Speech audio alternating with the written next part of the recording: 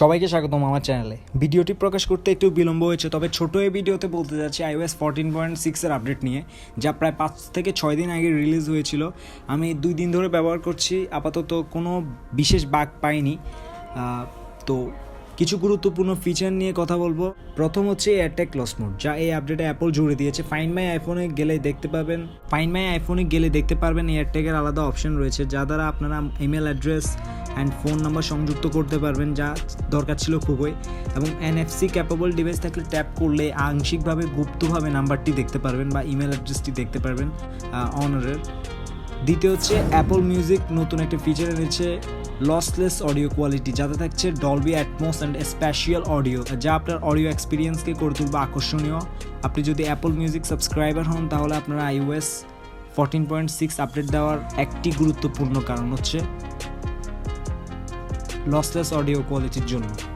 তৃতীয় হচ্ছে spring loaded event, যা এপ্রিলে হয়েছিল এবং সেটিতে ঘোষণা দিয়েছিল যে অ্যাপল কার্ড সর্বোচ্চ এখন 5 জনের সাথে শেয়ার করতে পারবে, যাদের নিম্ন 13 বছর এবং 13 বছর ঊর্ধ্ব হলেও হবে। ধন্যবাদ সবাইকে। iOS এর কিছু গুরুত্বপূর্ণ আপডেট নিয়ে আবারও আসবো খুব শীঘ্রই।